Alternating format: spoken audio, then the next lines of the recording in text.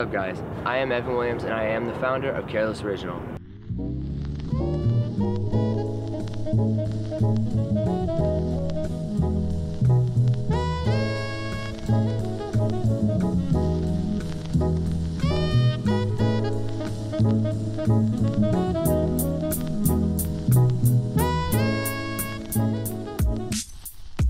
We just originally were doing decals at local car meets back in 2012. We literally just started off with a handful of decal selection, maybe 3 different designs, 2 colors each.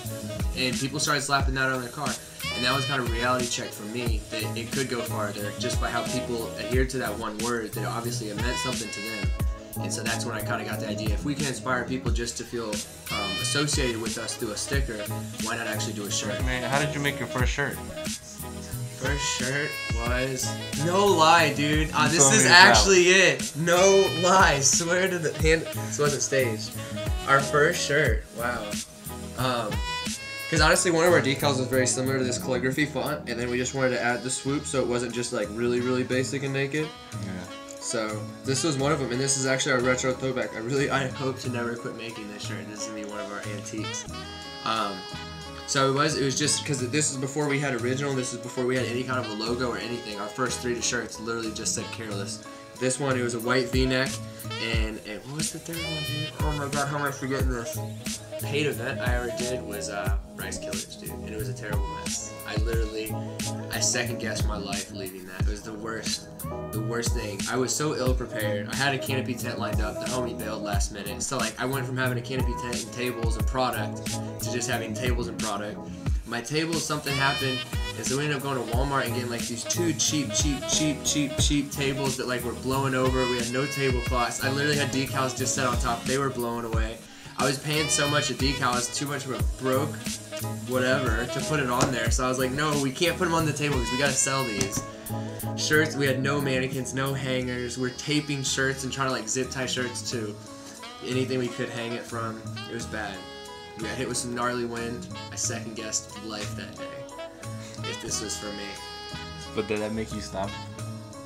No, I mean, I think as an entrepreneur, you're always gonna have ups and downs. It's really how you bounce back. So like during the event, I was pretty upset. Like it was a rough few hours. But after the fact, it was still worth it to pack it up and do it again the next day. So I mean, you're always gonna have those doubts, but once the storm's over and it's like kind of calmed down, your first initial thought, I think, is really what you want. And my initial thought was like, that sucked. Now I gotta go back and kill it. And like I remember the feeling of going back. Must have been like a year and a half later, and we had our custom 10x20 tent, like canopy tent. We had the AstroTurf, we had the shelves, we had our trailer. And I remember going back and killing it like a year and a half later. It's like, that's crazy. This is where we started. Like that was my first event at UTI. And the Rice Killer block party? Yeah. Damn. I'll never forget even the parking lot where we were set up at. It was terrible, dude. Start drift. Kegel Johnson, honestly, no doubt about it, was the one that hooked us up with that. One of our photographers from the beginning, good friend that kind of helped get things in a more professional atmosphere in the first stages of Kareless. He was aspiring, I think at the time, he was doing media for sure at the event. I think he was aspiring to drive as well, and he said that, man, this really fits what you're trying to do. I think you should come out here, and it's like a 2-day deal. So instead of going to a car event for a few hours and trying to do something with just that, it opened a door for us to go out for, you know, all day Saturday, hang out Saturday night at the track, and then go out there all day Sunday. The drift scene is really like what took it and moved it. Because it was like, the car scene, it's a group, but with drifting, it's a sport. And so you have a lot more of a loyal following in that sport. Like if you get someone in the drift scene, you get their mom, their dad, their brother, their girlfriend, their sister. Like you get everybody, you know. In the car scene, it's like that's the people they just hang out with on a Friday night. Right. The drift scene, like you really can kind of get involved more. And then we're going to, you know, 2-3 day events, and we'd be there from beginning to end. And that just being there after the events and before the events and set up and the parties after, I think is what kind of actually gave us a foot in the door. To where it wasn't like some dude just trying to sell shirts out of the trunk of his car. It was like we were actually involved in the sport. Honestly, Red Bull. Like Red Bull is in everything, man. Red Bull Air Racing, Red Bull Racing, Red Bull Music over in Europe. It's all huge. And it all started off an energy drink, which kind of spawns from a lifestyle choice to be extreme.